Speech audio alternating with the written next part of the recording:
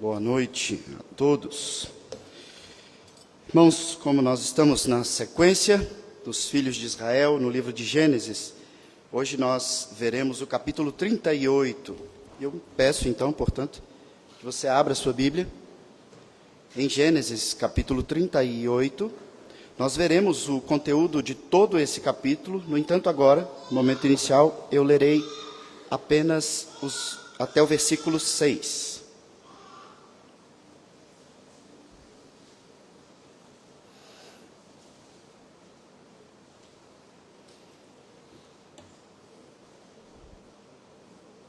Aqueles que fizeram o esforço de ler, certamente terão muito maior enriquecimento no entendimento desse texto, pela quantidade de nomes e o enredo da história que é revelada nesse trecho. Eu vou ler Gênesis 38, de 1 a 6, diz assim: Aconteceu, por esse tempo, que Judá se apartou de seus irmãos e se hospedou na casa de um adulamita, chamado Hira. Ali viu Judá a filha de um cananeu, chamado Sua. Ele a tomou por mulher e a possuiu. E ela concebeu e deu à luz um filho. E o pai lhe chamou Tornou a conceber e deu à luz um filho. A este deu a mãe o nome de Onã. Continuou ainda e deu à luz outro filho, cujo nome foi Selá. Ele estava em Quezibe quando o teve. Judá, pois, tomou esposa para o seu primogênito. O nome dela era Tamar. Até aqui, vamos orar, pedindo que o Senhor fale conosco nesse momento. Senhor Deus, estamos reunidos aqui, ó Pai, te adorando desde o início desse culto, te buscando. Esse serviço de culto, ó Pai, reflete a nossa declaração de fé. Nós somos um povo que vive nessa terra, nesse tempo, cada um com as suas histórias, com as suas famílias, com seus sonhos, suas frustrações, mas que hoje, nesse momento, deixou as outras coisas, deixou a história lá fora. E aqui dentro, ó Pai, busca em Ti esperança, busca em Ti bênção, fortalecimento, busca em Ti, ó Pai, conhecimento de quem o Senhor é, da Tua grandiosidade, busca aqui Te adorar. Esse é o momento, ó Pai, em que nós separamos nesse culto, para que propositalmente o Senhor fale conosco. Apesar da minha incapacidade, e nós como congregação, da nossa dureza de coração e incapacidade, nós clamamos então que o Senhor derrame sobre nós da Tua misericórdia, da Tua graça, de maneira que nós venhamos a ouvir, de maneira vívida, a Tua voz, diretamente de Ti, ó Pai, o autor dessa palavra.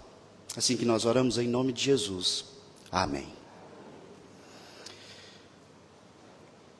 Você se lembra de alguma vez que na sua vida você recebeu algo, um presente, quem sabe, que você, impactado naquele momento em que recebe aquilo, você teve a mais absoluta certeza, real, sincera, de que você não merecia aquilo? Talvez alguns de nós tenham tido essa experiência. Talvez outros não tenham tido essa sensação. Receber algo grandioso, belíssimo, que você diz, eu não mereço isso. Um sentimento de constrangimento misturado com um sentimento de alegria. E veja, quando eu procuro trazer isso à sua memória, eu não estou falando daquela costumeira falsa humildade que nós temos. Quando alguém nos entrega algo, ou nós recebemos, e nós dizemos por educação, talvez, não mereço isso. Mas lá no fundo você sabe que merece. Você se esforçou, você sofreu, você lutou, estudou, e você diz, eu mereço. Mas talvez os costumes e o nosso tempo nos ensinem a refletir uma falsa humildade. Nós dizemos que não merecemos, que não queremos, quando lá no fundo nós dizemos até que enfim eu fui reconhecido, até que enfim eu fui presenteado. Eu coloco esses dois pontos, um contra o outro, porque tem algo implantado dentro de você. E aqui eu falo de maneira geral, todos nós temos isso, e eu não tenho a mínima dúvida, você tem implantado dentro de você amor próprio. E esse amor próprio é algo que te impede de receber algo muito bom e dizer, sinceramente, eu não mereço. Porque você se ama tanto, que certamente você acha que merece muito mais do que outras pessoas. E talvez você diz, não pastor, mas eu já vi e me alegrei com outras pessoas quando elas receberam algumas coisas, porque eu percebi que elas mereciam muito mais do que eu.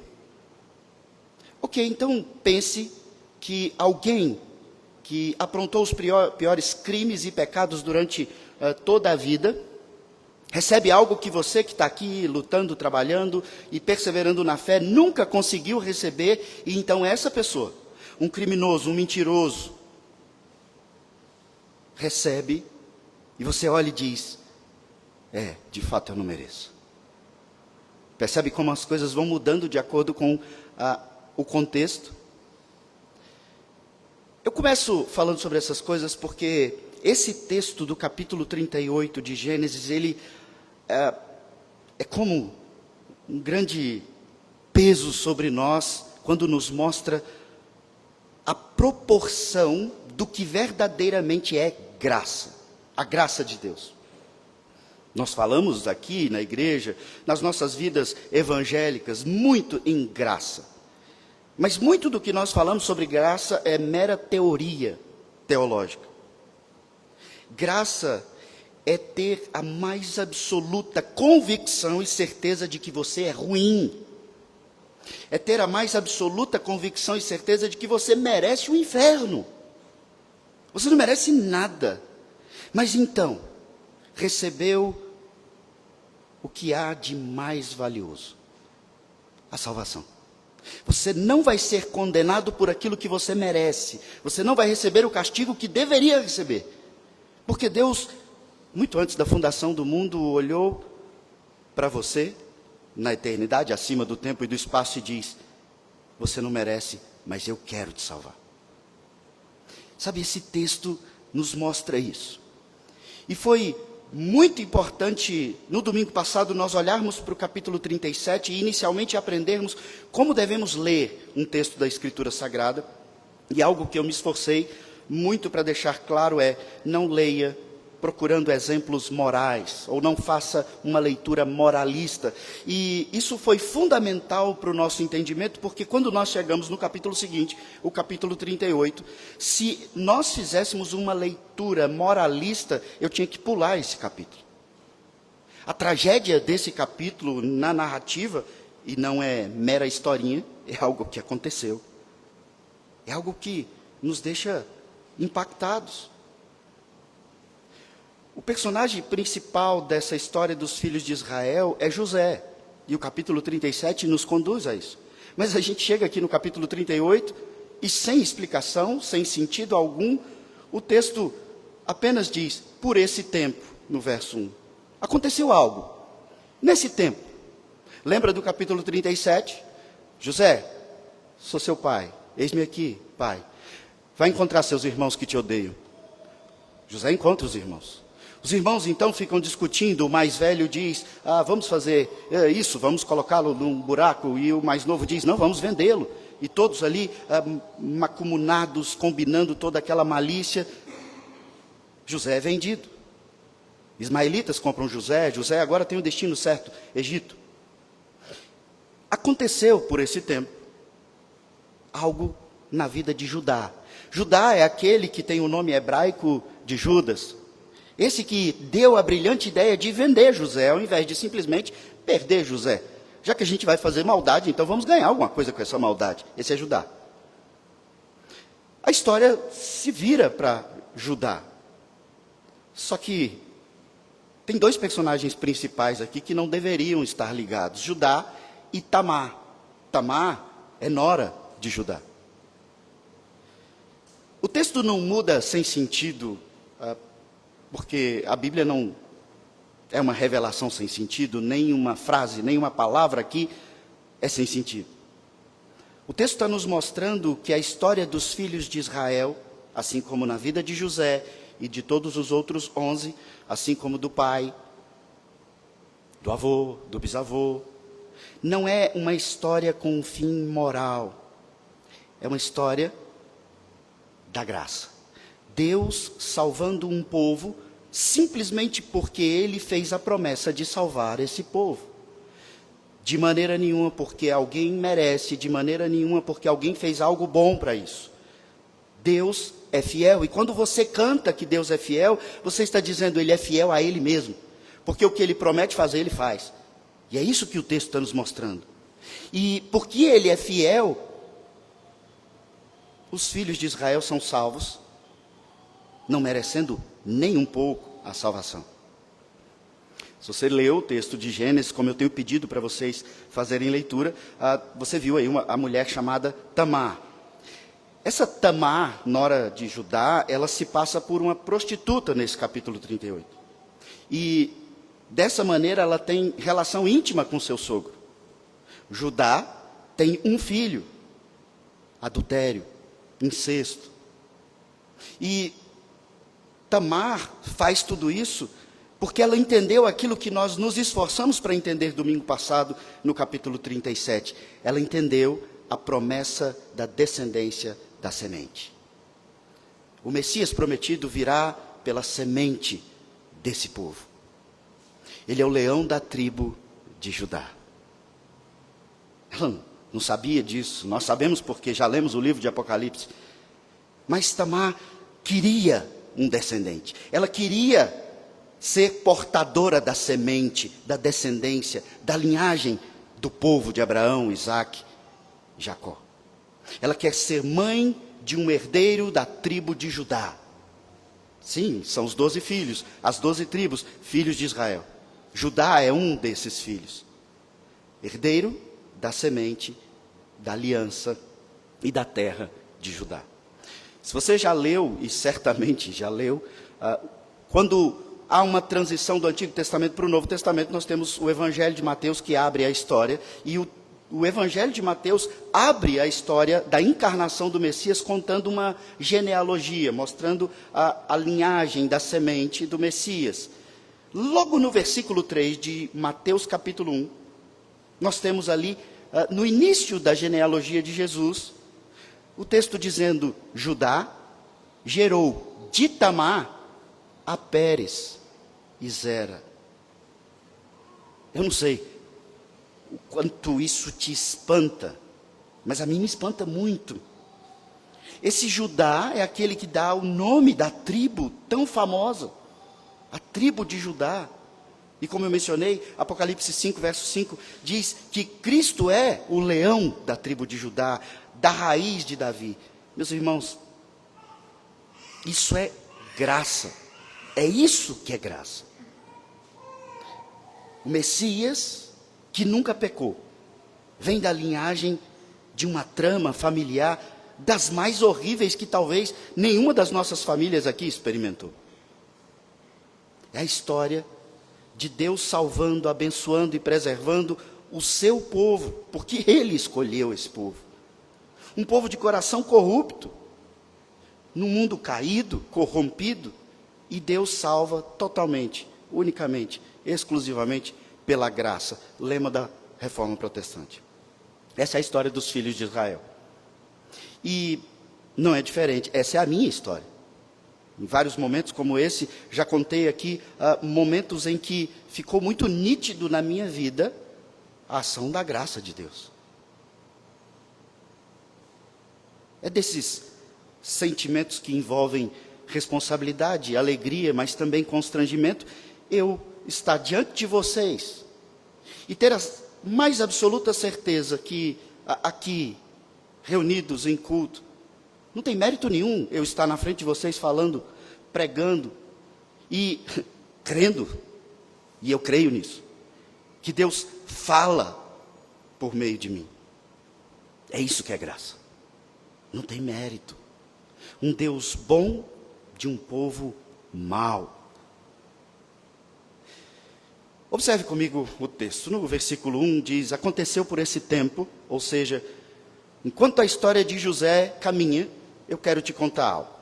Judá se apartou dos seus irmãos e se hospedou na casa de um adulamita chamado Ira. Primeira coisa que nós vemos aqui, meus irmãos, a graça de Deus é maior do que o desprezo dos filhos de Israel. O pano de fundo da promessa, da aliança feita por Deus com o seu povo, era a terra prometida. Esse é o pano de fundo dessa promessa. Deus faz uma aliança, diz que vai redimir esse povo, e o que está por trás dessa aliança, mais um fio condutor que Moisés deixa para cada um de nós, é a terra prometida. A aliança que Deus fez com Abraão, passou ao seu filho Isaque, continua aqui com Jacó, que agora é chamado Israel.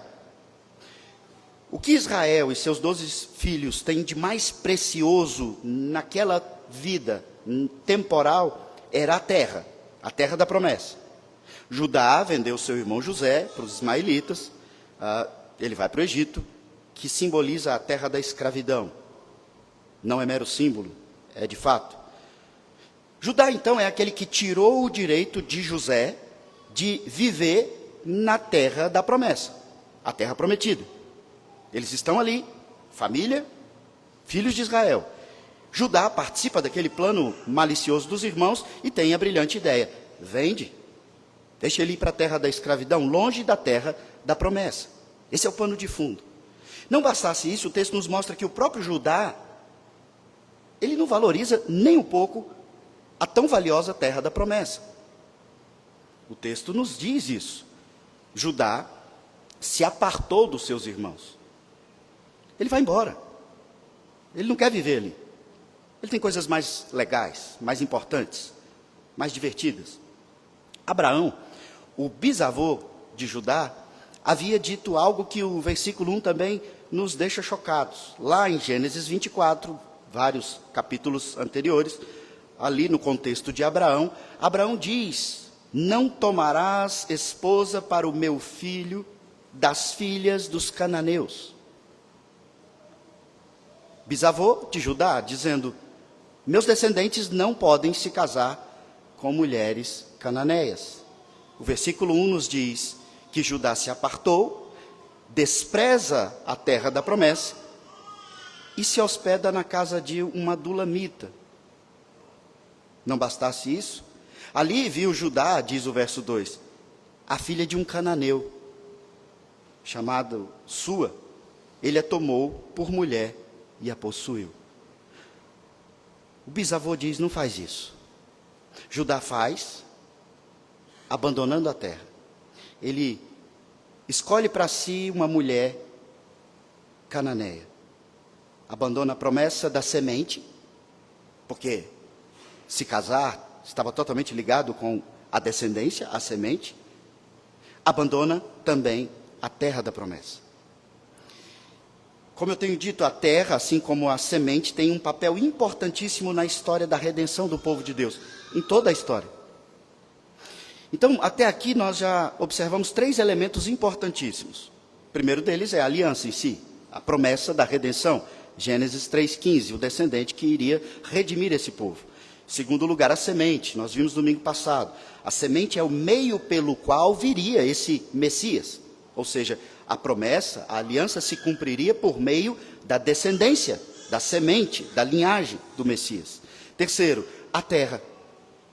A herança, o presente da redenção é a terra prometida. E não mera terra lá, ou aqui, ou ali. É Deus dizendo: eu tenho uma aliança, vou salvar vocês por meio da semente. E o grande resultado dessa aliança, a promessa, o que vocês vão receber no cumprimento dessa aliança é: vocês vão voltar para o jardim do Éden. Vocês vão voltar para uma relação íntima, pessoal, eterna, sem pecado, junto com Deus. E voltar para o jardim é mera expressão, a eternidade é muito superior ao jardim. A terra do povo de Deus, em todo o progresso da história, é um apontamento para algo que você e eu precisamos entender hoje de uma maneira profunda. A terra aponta para a igreja. Deus se relacionava com um povo de uma terra. Ele tem comunhão com um povo que se ajunta. Isso tudo nos aponta para o que nós estamos fazendo aqui agora. Um povo que é dele, que se ajunta em tribos espalhadas por toda a terra. E esse ajuntamento é convocado por ele. E aqui então nós vivemos um prenúncio da eternidade, que é a terra prometida. A igreja, que é apontada pela terra, aponta para a vida eterna nos céus. Deus tem comunhão com um povo que se ajunta em nome dele. Deus disse para Abraão, Gênesis 12, antes daquele texto que eu citei. Gênesis 12, verso 3, quando ele faz a aliança com Abraão, é o capítulo em que Deus estabelece a aliança, ele diz: em ti serão benditas todas as famílias da terra, nessa terra. Todas as famílias. Então, se há entre nós algum israelita, judeu, que diz, não, o gentio vem depois. Olha para o pai Abraão, para a aliança, quando Deus diz, todas as famílias da terra. É a igreja atingindo toda tribo, povo e raça. Por isso veio em Atos o dom de falar em outros idiomas. O projeto, o progresso, a redenção. Judá, meus irmãos, nesse texto do capítulo 38, ele é o que hoje nós chamamos comumente, e até sem nenhum peso, de desigrejado. Ele vira as costas para a comunhão, ele vira as costas para o local de ajuntamento que Deus definiu. Ele se afasta da promessa, da relação com seus irmãos, os filhos de Israel. É isso que ele faz. Ele vai viver com os cananeus. Deixa os filhos de Israel. Muitas vezes nós ficamos chateados com coisas que acontecem dentro da igreja, então nós fazemos como Judá.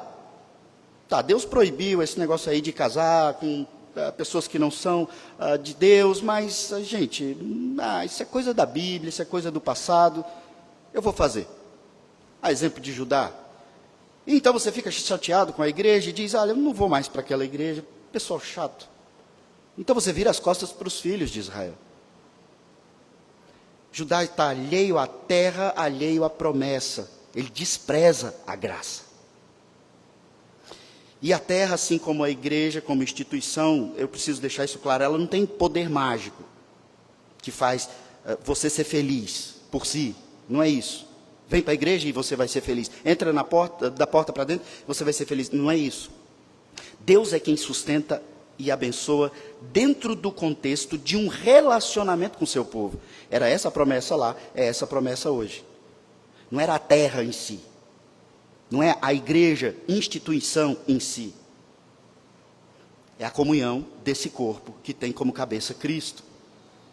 Reflete o relacionamento porque Deus, o Pai e Cristo são um. E nós, em Cristo, somos um com Ele. Na verdade, não há lugar na terra capaz de fazer alguém feliz por si. Não existe isso. Não há um lugar ou coisas que te façam feliz, por assim dizer. Um membro desobediente da comunhão da aliança não estará contente onde quer que ele esteja. E veja, o texto nos mostra que houve um grande e maldoso plano aqui no capítulo 38 também. Então nós vemos, em segundo lugar, que a graça é maior do que o pecado. O apóstolo Paulo fala isso e nós temos como que ressoando na nossa cabeça de cor. Onde abunda o pecado, superabunda a graça. A graça é maior que o pecado. Olha para o plano malicioso que nós vemos aqui. Judá, após vender José, abandonou sua família, ou seja, abandona a igreja, vira as costas para a promessa da terra, abandona seus pais, seus irmãos, e ele tem um filho com a mulher cananeia. Judá, então, é um filho mau. E os seus filhos, ou seja, filhos de Judá, são muito maldosos também. Veja o verso 7. Porém, o primogênito de Judá era perverso perante o Senhor, pelo que o Senhor o fez morrer. uma olhadela rápida no texto, como ele está escrito. Algo me salta aos olhos. Quem que fez o filho primogênito de Judá morrer? Deus. Verso 10 é dito que os filhos Er e Onã são maus perante ao Senhor. E por isso eles morrem. Judá, capítulo 37, forja a morte do seu irmão José. Aqui no capítulo 38, 3 dos seus filhos morreram. Nada é por acaso. Tamar, a filha de Er, esse filho mais velho, o filho primogênito, entendeu a promessa da semente, entendeu a fé do povo de Deus. Ela entendeu que a promessa da semente traria o Messias e ela diz: eu quero participar disso. A exemplo do que nós vemos no livro de Ruth e em tantos outros, pessoas de fora da tribo, pessoas de fora do povo de Deus são alcançados pela promessa. Entendem a promessa e querem fazer parte da promessa. No caso de Tamar, num contexto bem conturbado e cheio de pecado, ela entende que ela poderia portar a semente. Mas o seu esposo, Er, morreu por sua maldade. E, veja, isso pode parecer estranho para você, mas era um costume no Oriente Antigo, e não mero costume, isso se tornou lei no meio do povo de Deus, que se o irmão mais velho não tivesse filhos, não tivesse descendentes, e ele viesse a morrer, os irmãos mais novos, os irmãos seguintes, seguindo essa ordem, honrariam a sua descendência, ou seja, ele não ia ficar sem descendente, o nome dele não ia ser apagado da história. Se ele tivesse um problema, ele não pudesse ter filho, então a família, os irmãos e assim outros na linhagem, participariam, e essa lei foi estabelecida, chamada levirato. E essa lei foi estabelecida porque eles entenderam a promessa da semente. É bem estranho para os nossos dias, mas fazia todo sentido naquele tempo. E Tamar, então, tinha o direito adquirido de ter um descendente da tribo de Judá. Seu esposo morreu, ela quer participar. Ela queria ter esse descendente proeminente. Isso não era errado, isso não era considerado algo legalmente ruim. O irmão, então, Onã, deveria suscitar essa semente, fazer com que o nome do seu irmão mais velho continuasse. Ele daria ao falecido imortalidade social. Mas Onã, esse segundo filho, estava enganando tanto Tamar quanto seu pai Judá. Ele, de maneira consciente, não permitia que Tamar engravidasse dele. Isso está no texto. Até que um dia Onã também morreu, sem descendentes. E aqui há alguns indícios de que Judá imaginava que Tamar carregava algum tipo de maldição. E a gente já percebe aqui que Judá estava perdido na sua fé, vamos dizer, na sua religião. Veja o verso 11. Então disse Judá a Tamar, sua nora: permanece viúva em casa de teu pai, até que Selá, meu filho, venha a ser homem. Pois disse, e essa parte ele não disse para Tamar, para que não morra também este como seus irmãos. Isso mostra, esse pensamento de Judá, mostra que ele estava longe de uma relação pessoal com Deus. Ele não percebe que a morte dos seus filhos estão ligadas tanto ao seu pecado, por ter casado com uma cananeia, como o próprio pecado da maldade dos seus filhos. Ele acha que aquela mulher carrega uma maldição. Misticismo, crendice. O verso 7 afirma claramente: Deus matou, o Senhor fez morrer o filho de Judá. E ele misticamente prefere acreditar numa suposta maldição de Tamar. Ele está tão longe da relação com Deus. Ele tem medo dessas maldiçõezinhas, simpatias, crendice, feitiçaria, voodoo, macumba. Judá está perdendo a sua fé.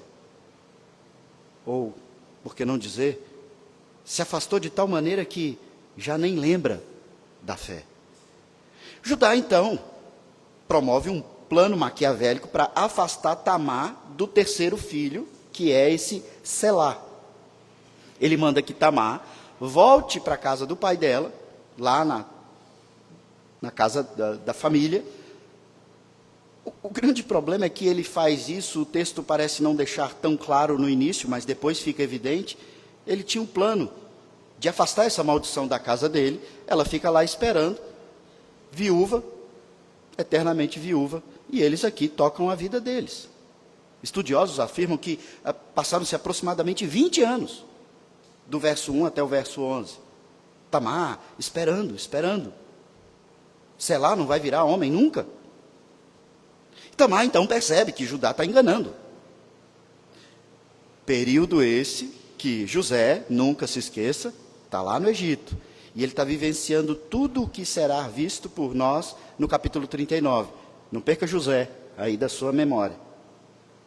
E digo isso porque cabe aqui um comparativo interessante.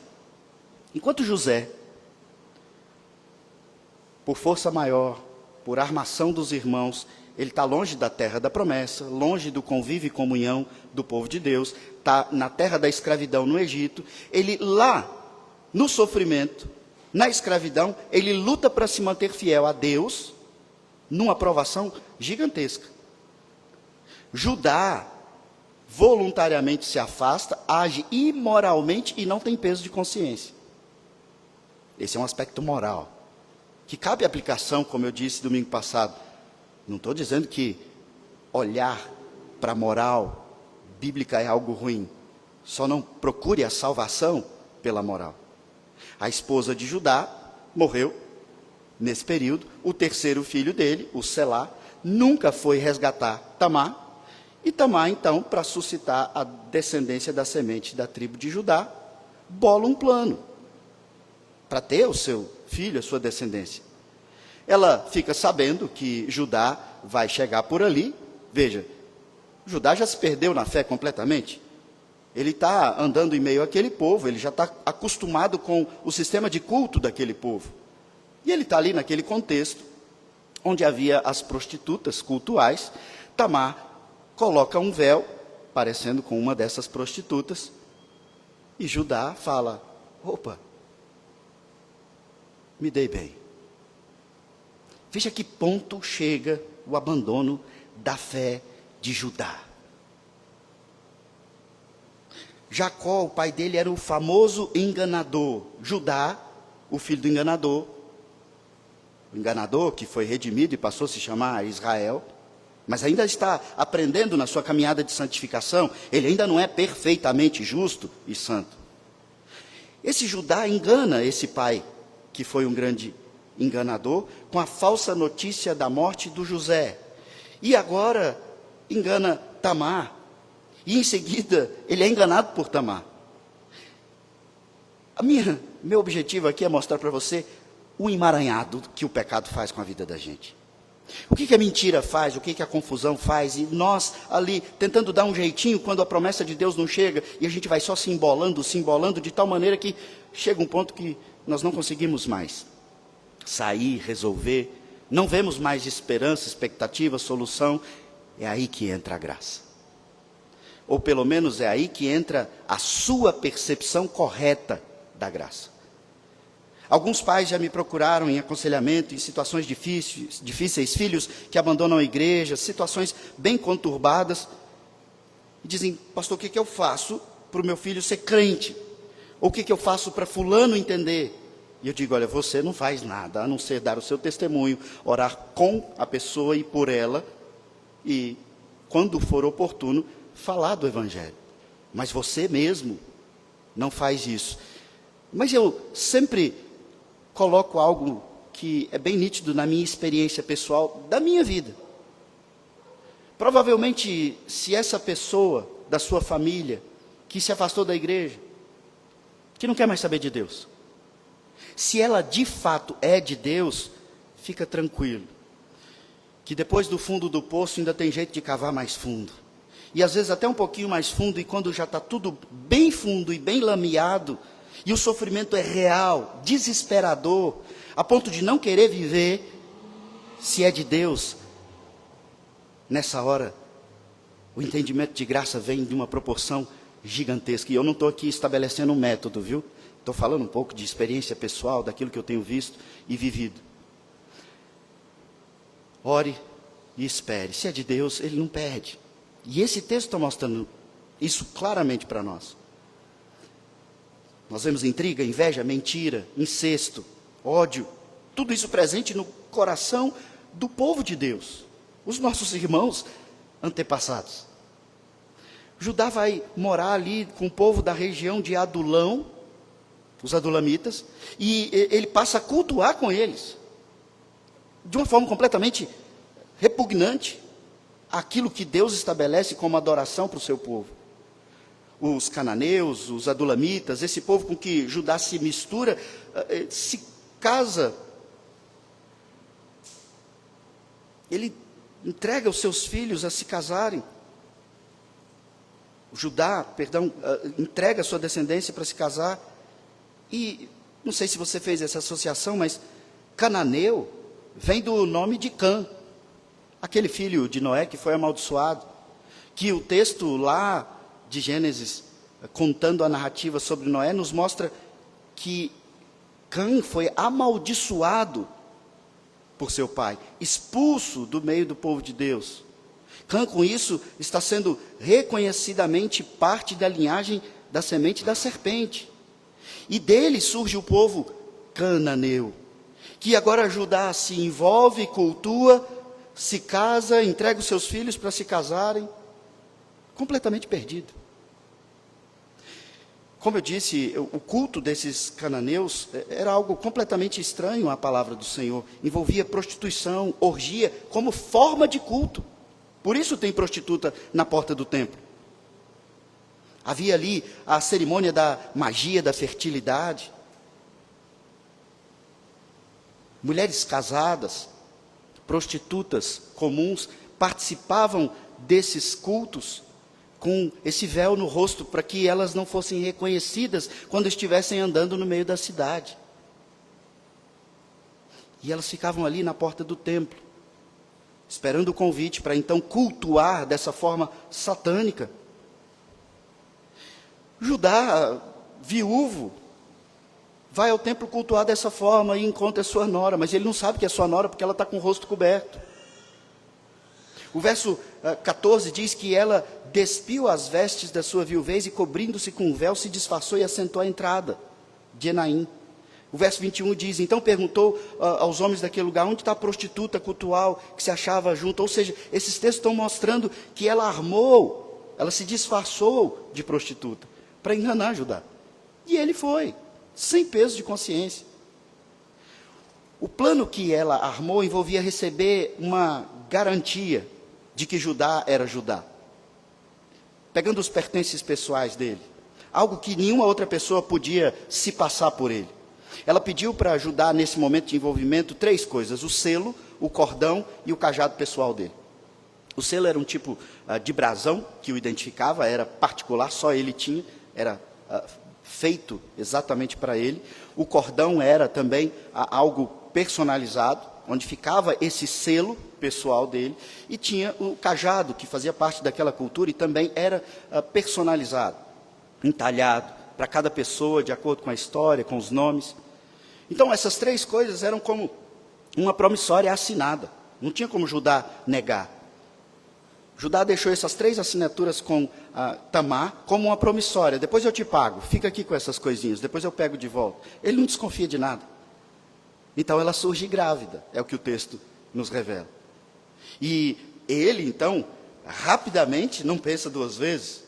Verso 24, final, ele diz: tirai-a para fora para que seja queimada. Ela era viúva do meu filho, desonrou o nome da minha família, está grávida. Mata, queima. Nada de graça, nada de misericórdia, nada de reconhecimento de pecado, nada de consciência, nada. Mas então,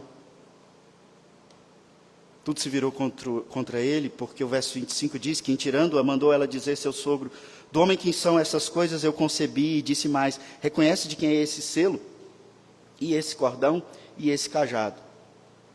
reconheceu-os Judá e disse: mais justa é ela do que eu. Aqui entra a graça. É quando a gente olha para alguém que nós pensávamos em condenar e dizemos: essa pessoa é mais justa do que eu. Ela merece muito mais do que eu. E nós não sabemos exatamente se o sentimento verdadeiro no coração de Judá é esse, mas ao menos é assim que devemos moralmente nos comportar.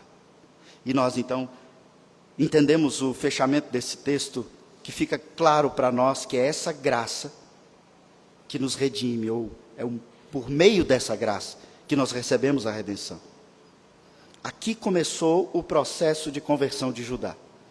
O processo de conversão de cada um desses homens é mostrado ao longo do livro de Gênesis. O de Judá começa aqui, quando ele é impactado por uma tragédia tão grande que ele achou que ninguém ia descobrir. E abro parêntese: cuidado com essas coisas que você esconde, achando que ninguém vai descobrir. É melhor você se arrepender, obedecer e voltar aos caminhos do Senhor antes de chegar ao fundo do poço, porque quando você chega no fundo, ainda dá para cavar mais um pouco, e chegar mais fundo e cavar mais um pouco, e ir mais fundo, a ponto de você não desejar mais viver. Cuidado. Semanalmente, a palavra do Senhor e tudo que nós fazemos aqui nos chama a mudança de vida.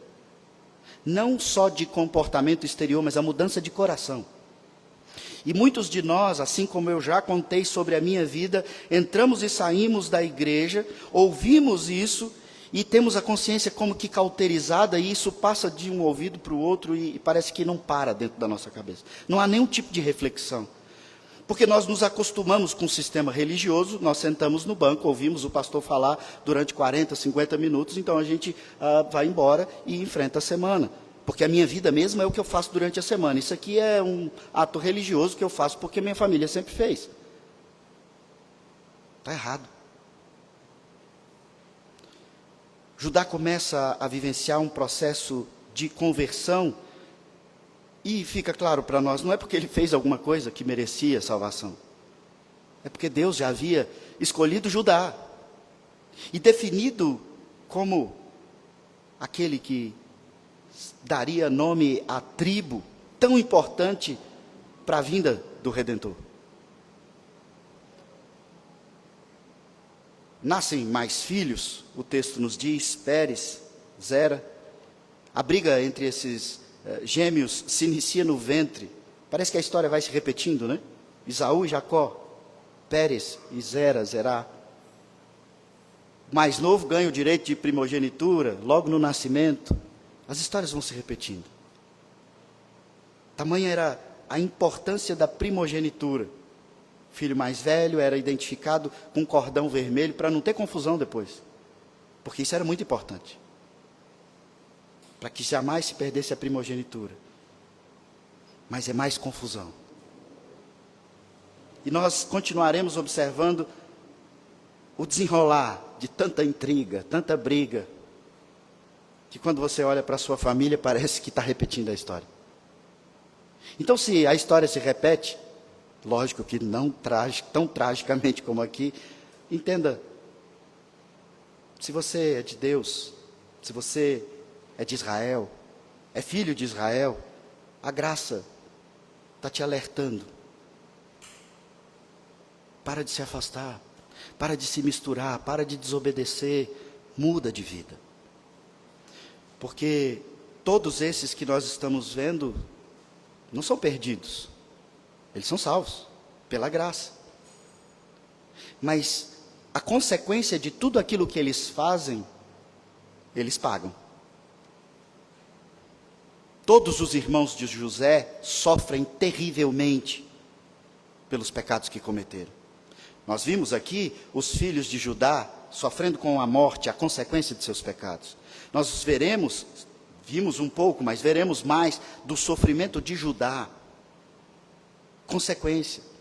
A consequência do seu pecado virá, independente da graça que te salva.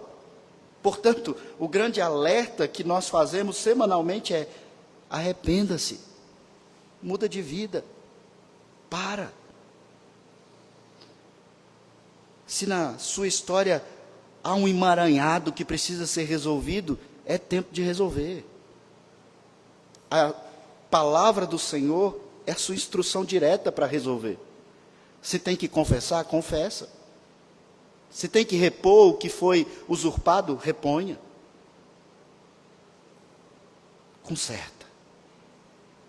Judá e Tamar se tornaram exemplos de arrependimento e, como disse um comentarista, monumentos da misericórdia e do perdão. É isso que é graça. O Evangelho salva o judeu, sim.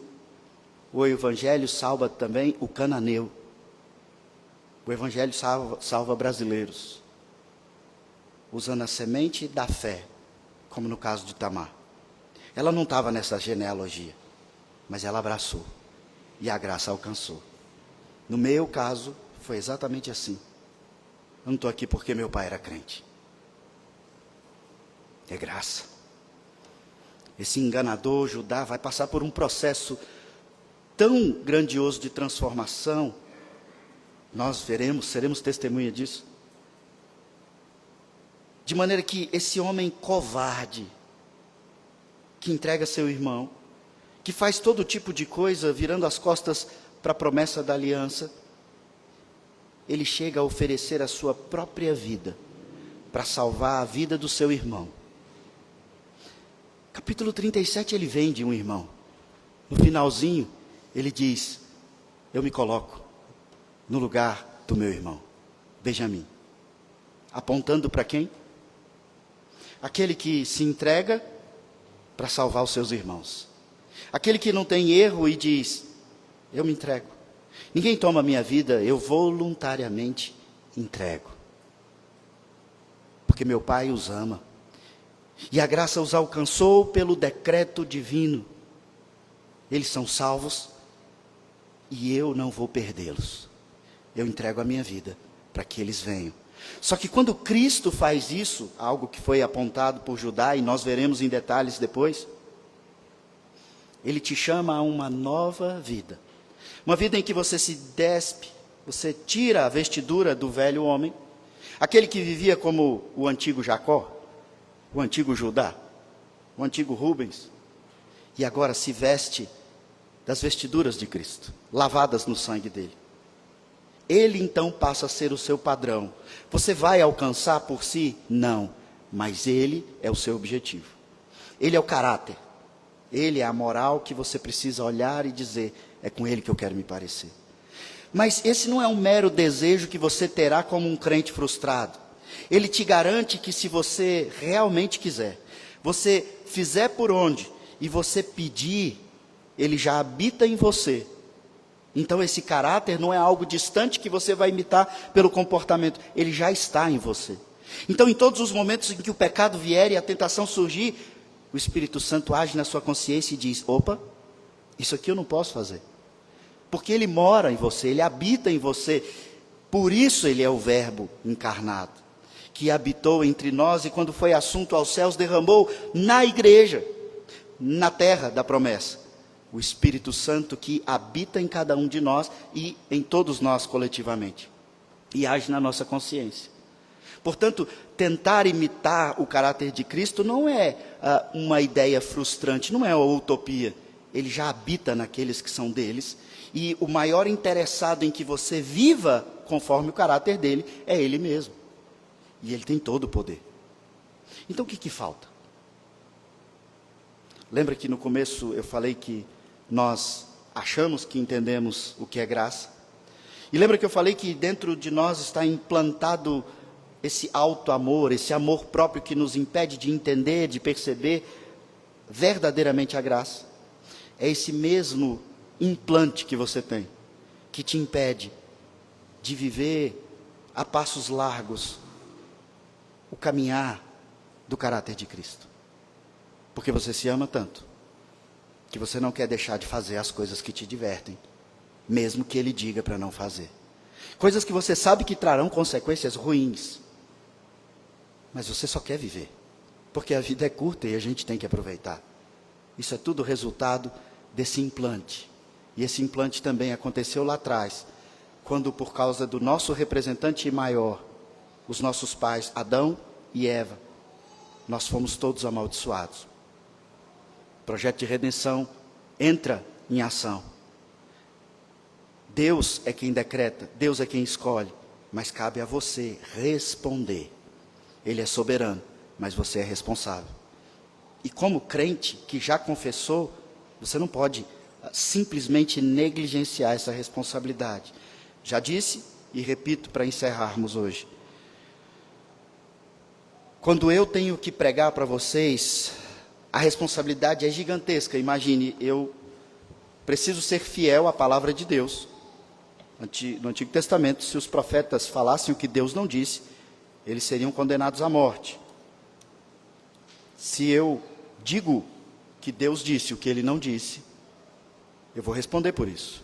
Mas se, pela graça de Deus, eu for fiel, todo esse peso que está sobre os meus ombros recai sobre o seu ombro que escuta a voz de Deus. Porque as Escrituras dizem que a palavra de Deus nunca, jamais volta vazia. E se há um alerta, e você deixa para responder depois, quando você já tiver se divertido bastante, se lameado bastante, a consequência virá. Então pensa nisso. A graça é grandiosa, mas Deus te chama a responder, exatamente por entender a graça. Vamos orar por essa graça, cantar e encerrar o nosso culto.